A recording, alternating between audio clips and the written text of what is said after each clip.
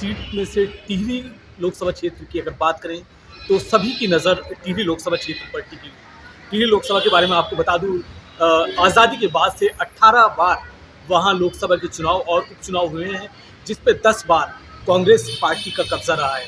हालांकि राज्य बनने के बाद 2000 के बाद सिर्फ एक बार 2009 में विजय बहुगुणा ने कांग्रेस की तरफ से बीजेपी को मात दी थी। उसके पहले अगर बात करें तो भारतीय जनता पार्टी का उस सीट पर कब्जा रहा है। उसके बाद से 2014, 2019 दोनों लोकसभा चुनाव में भारतीय जनता पार्टी को वहां जीत मिली है। मैं आपको बता दूं, टिहरी नरेश परिवार जब कांग्रेस में होता था तब भी उनको उनके खाते में वो सीट जाती रही है। उसके बाद बीजेपी में आने के बाद भी टिहरी में लोग ज़्यादातर जो वहाँ के राजा हैं नरेश, उनके ही परिवार को पसंद किया जाता है। कांग्रेस की तरफ से अगर देखा जाए तो टिहरी लोकसभा पर कई जो दावेदार हैं उनकी नज़र टिकी हुई है, क्योंकि 2019 में लोकसभा का चुनाव लड़ चुके कांग्रेस के वरिष्ठ नेता प्रतिपक्ष रहे और चक्राता से 6 बार के विधायक प्रीतम सिंह उस सीट पर चुनाव लड़ चुके हैं। हालांकि इस बार भी उनको कहीं ना कहीं माना जा रहा है कि वो दावेदारी ज़रूर उस सीट से कर रहे हैं। और क्योंकि कांग्रेस की तरफ से बात करें तो सुरवीर सिंह सजवान जो पूर्व विधायक भी रहे हैं और टिहरी के जो क्षेत्र है वहाँ के एक सक्रिय नेताओं में उनकी भूमिका कांग्रेस की तरफ से जरूर रही है, तो वो कहीं ना कहीं लाइन में ज़रूर नज़र आ रहे हैं। उसके साथ साथ प्रताप नगर से कांग्रेस के विधायक विक्रम सिंह नेगी भी सीट पर दावेदारी ठोकते नजर आ रहे हैं। तो 3 कैंडिडेट अगर कांग्रेस की तरफ से देखे जाए तो वो लाइन में ज़रूर है। प्रीतम सिंह, सुरवीर सिंह सजवान और विक्रम सिंह नेगी जो मौजूदा 2 विधायक हैं, एक चक्राता से प्रीतम सिंह और प्रताप नगर से विक्रम सिंह नेगी, ये 2 लाइन में ज़रूर है। और भारतीय जनता पार्टी की अगर बात करें तो माला राज्य लक्ष्मी शाह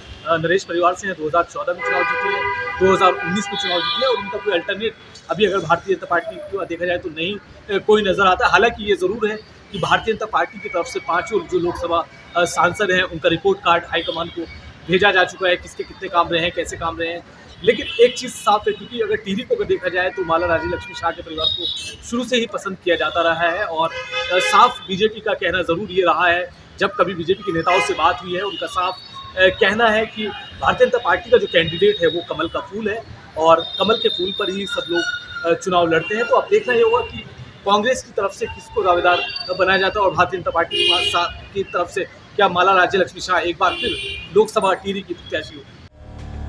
उत्तराखंड लोकसभा की हॉट सीट माने जाने वाली टिहरी लोकसभा सीट पर सभी की नजरें टिकी हुई हैं, क्योंकि बीजेपी की तरफ से सिटिंग सांसद माला राज्य लक्ष्मी शाह का कोई अल्टरनेट नजर नहीं आ रहा।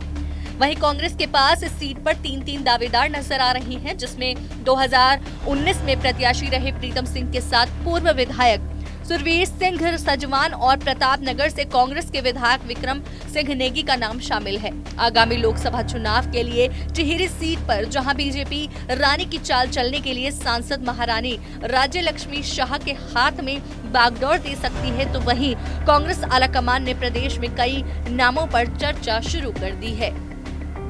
टिहरी लोकसभा सीट पर ग्राउंड रिपोर्ट देखिए हमारे संवाददाता के साथ।